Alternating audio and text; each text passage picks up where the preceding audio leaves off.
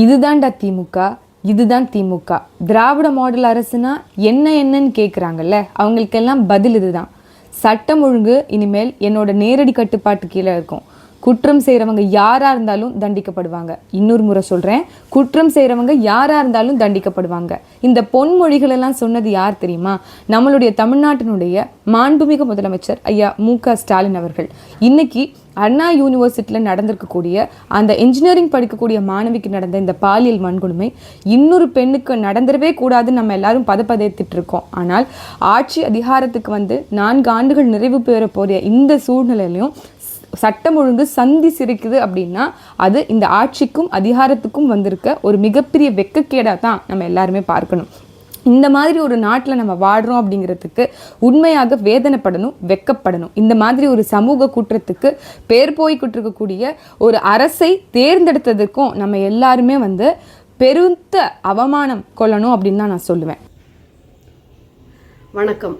அண்ணா பல்கலைக்கழகத்தில் ஒரு படிக்கின்ற பெண்ணுக்கு நேர்ந்த அவல நிலை பாலியல் வன்கொடுமை நாம் அறிந்த ஒன்று தான். இந்த சம்பவத்தில் எல்லாரையும் போல நமக்கும் பல கேள்விகள் எழுகின்றன, பல சந்தேகங்கள் எழுகின்றன. முதலாவது, பிடிப்பட்ட இந்த ஞானசேகரன் என்பவன் தான் முக்கியமான குற்றவாளியா அல்லது உண்மையான குற்றவாளியா? அடுத்தது, இந்த காவல்துறை வந்து அதிகார வர்க்கத்துக்கு ஏவல் துறையாக மாறி சாட்சியங்களை கோர்க்கிறதா? தன்னுடைய பத்திரிகையாளர் சந்திப்பின் மூலம் காவல்துறை அதிகாரி அருண்குமார் சொல்ல வருவதென்ன? இந்த சம்பவத்தை வைத்து அரசியலும் அவியலும் செய்கின்ற கட்சிகளின் நோக்கம் என்ன?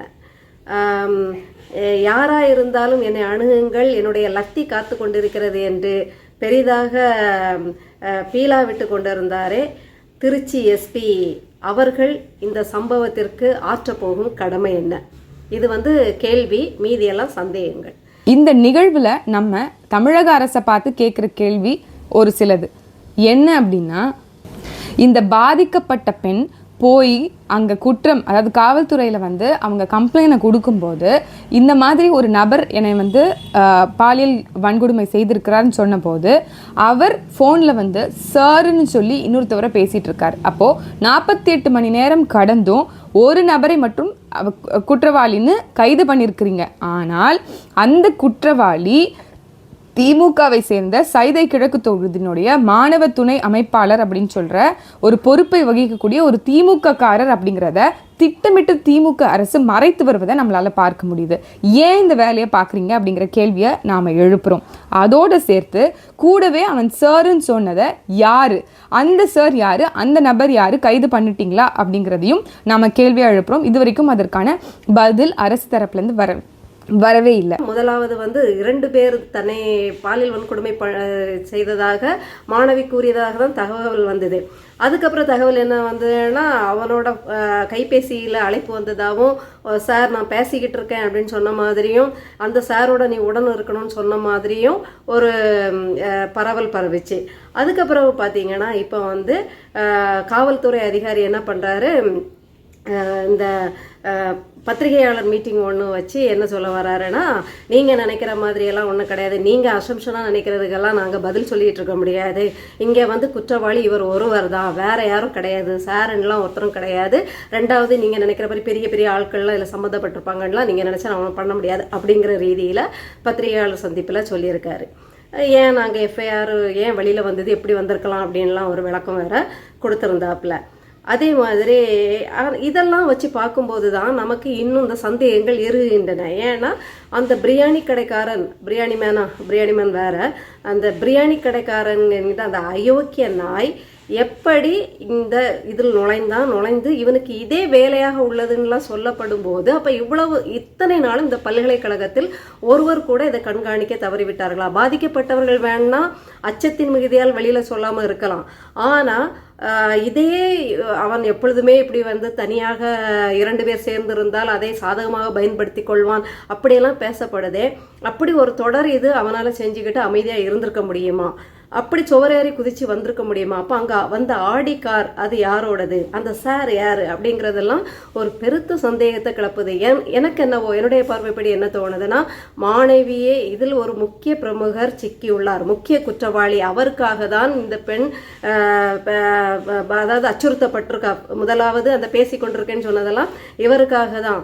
எனக்கு தெரிஞ்ச அந்த முக்கிய குற்றவாளி ஒருவேளை அந்த பெண்ணுக்கு அடையாளம் தெரியாத அளவுக்கு இருட்டா கூட இருந்திருக்கலாம்.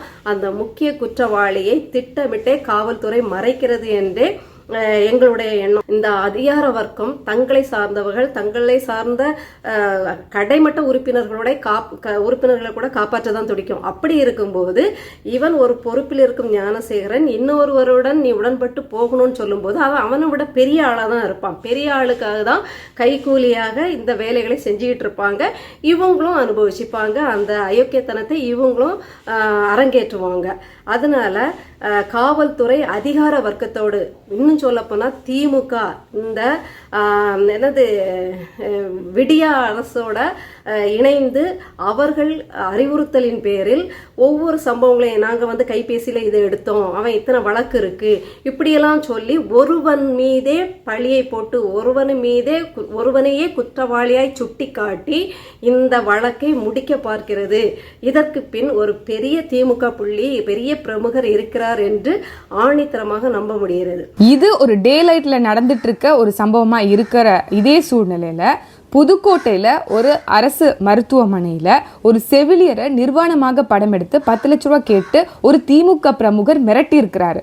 அதாவது சுற்றுச்சூழல் அணியினுடைய செயலாளர்னு சொல்றாங்க, அவருடைய பேர் பாரதி ராஜான்னு சொல்றாங்க. அவர் மேல திமுக அரசு எடுத்த நடவடிக்கை என்ன? அந்த பொண்ணு இன்னைக்கு தற்கொலை வரைக்கும் போய் அதனால இன்னைக்கு ஹாஸ்பிட்டல்ல ட்ரீட்மெண்ட் பண்ணிட்டு இருக்காங்க. அவங்க உயிருக்கே ஆபத்தாக இருக்கு. இந்த சூழல்ல இதே மாதிரி ஏற்கனவே திமுகவினுடைய பொதுக்கூட்டத்தில் ஒரு பெண் காவலருக்கு ஏற்பட்ட அந்த பாலியல் வன்கொடுமை, இப்படி வரிசையாக அதே மாதிரி தஞ்சாவூர்ல ஒரு பெண்ணுக்கு நடந்த ஒரு கூட்டு பாலியல் வன்புணர்வு, இதற்காக எடுத்த தீர்வுகள், நகர்வுகள், அதே மாதிரி இந்த அண்ணா யூனிவர்சிட்டியில ஞானசேகரன் குற்றவாளி திமுக சார்ந்த நபராக இருந்தாலும் அவருடைய சோஷியல் மீடியா ஹேண்டில்ஸ்ல இருக்கக்கூடிய பதிவுகள் எல்லாத்தையும் அகற்றி இருக்கிறாங்க திட்டமிட்டு. அதற்கான காரணம் என்ன, நோக்கம் என்ன? திமுக அரசு தங்களோட ஆட்சியை காக்க வேணும் அப்படிங்கிறதுக்காண்டி இவ்வளோ முயற்சி செய்து அதுல குறைந்த அளவு அந்த பெண்ணுடைய மானத்தை காக்கணும், இல்ல அந்த பொண்ணுக்கான பாதிக்கப்பட்ட பெண்ணுக்கான நீதி கிடைக்கணுங்கிற கவனத்தை ஒரு விழுக்காடு அதுல செலுத்தியிருந்தா இன்னைக்கு சமூகம் நல்லா இருந்திருக்குமேங்கிற தார்மீகமான கேள்வியை தான் நாம் தமிழர் கட்சி முன்வைக்குது.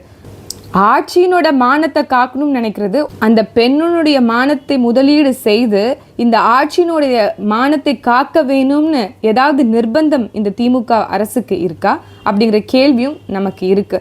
தொடர்ச்சியாக திமுகவினுடைய ஆட்சியில பெண்களுக்கு எதிரான குற்றங்கள் அதிகரித்து வருவதை நம்மளால பார்க்க முடியுது. ஏற்கனவே நாம் தமிழர் கட்சியை சார்ந்த ஒரு கிருஷ்ணகிரியில ஒரு நபரை குற்றம் சாட்டினாங்க. இன்னும் சொல்ல போனால் அந்த நபரை இவர் தவறு செய்திருக்கிறான்னு சொல்லி காமிச்சு கொடுத்ததே நாம் தமிழர் கட்சியை சார்ந்தவர் தான். நாங்கள் எங்கேயுமே எந்த இடத்துலையும் அவரை மறைக்கவோ அதை மூடி மறைக்கணும்னோ நாங்கள் எந்த முயற்சியும் பண்ணலை. அப்படி இருக்கும்போது இந்த சமூகத்தில் சீர்கேடுகள் நடக்கும்போது அதை அரசு பொறுப்பெடுத்து இந்த தவறை நடக்காமல் ஸ்டாப் பண்ணுறதுக்கான மெஷர்ஸை எடுக்கணுமே தவிர்த்து, முன் நகர்வுகள் நடவடிக்கைகள் எடுக்கணுமே தவிர்த்து அதை மூடி மறைக்கணுங்கிறதுக்கான நோக்கம் என்ன அப்படிங்கிறது தான் நாம எழுப்புற கேள்வியா இருக்கு. அன்னை சிங்கம் சூர்யாவாக நினைத்து கொண்டு அசிங்ககுமாரா அலைஞ்சிட்டு இருக்காரு இல்லையா, அவரு தான் உடனே டக்குன்னு ஞாபகத்துக்கு வந்தார். ஏன்னா அது உண்மையா பொய்யான்னு தெரியாது, ஒரு பதிவில் அவர் லத்தி வச்சுட்டு உட்காந்துட்டு இருக்காரு.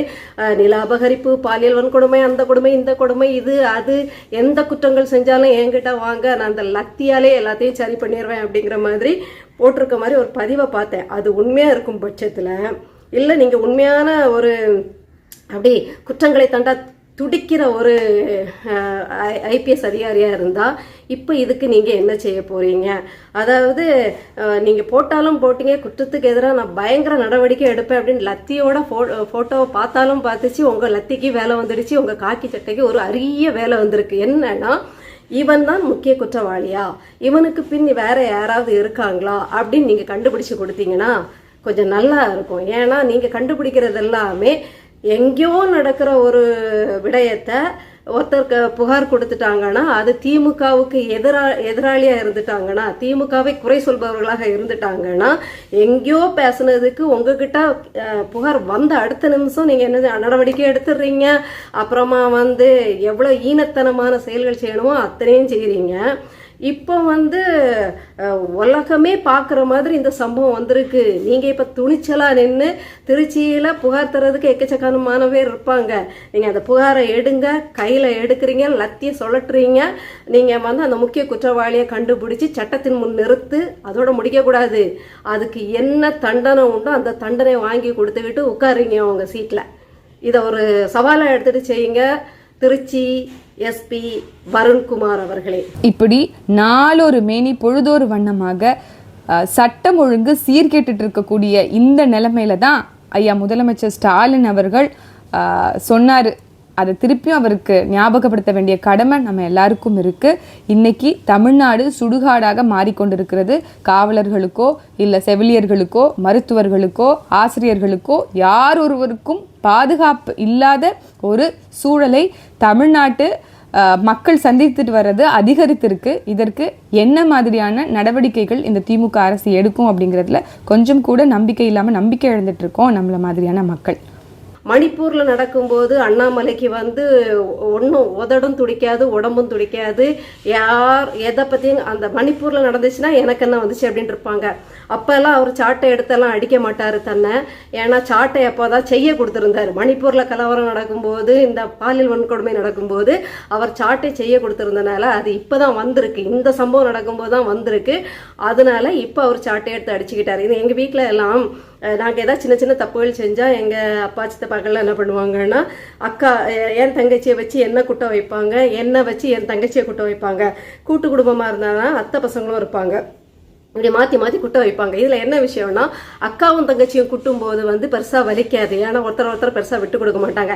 இதை பார்த்து சித்தப்பா என்ன பண்ணிடுவாங்கன்னா அத்தை பசங்களை விட்டு குட்ட சொல்லுவாங்க. ஏன்னா அத்தை பசங்க வந்து ஸ்ட்ராங்காக நம்மளை குட்டிடுவாங்க. ஏன்னா அவங்க பண்ணுற சேட்டையெல்லாம் நம்ம என்னைக்கே போட்டு கொடுத்துருப்போம். அந்த கோவத்திச்சு நங்குன்னு குட்டிடுவாங்க. அது மாதிரி நீங்கள் சாட்டையால் அடிக்கணும்னு முடிவு பண்ணிங்கன்னா நீங்கள் உங்களை நீங்களே அடிச்சிக்க கூடாது. உங்களுக்கு நேர் எதிரடையான ஒரு கட்சியிலேருந்து ஒருத்தரை கூப்பிட்டு நீங்கள் ஒரு 6 சாட்டடியில் 2 சாட்டடி தாங்கிக்கிறீங்களான்னு பார்ப்போம். ஒரே போங்காட்டம் தான் ஃபுல்லாக. அதே மாதிரி பொள்ளாச்சியில் நடக்கும்போது எடப்பாடியார் எங்கே இருந்தாருன்னே தெரியாது. அவ்வளோதான், ஒரு கடுகு வாங்கி ஒளிஞ்சிக்கிட்டாரு.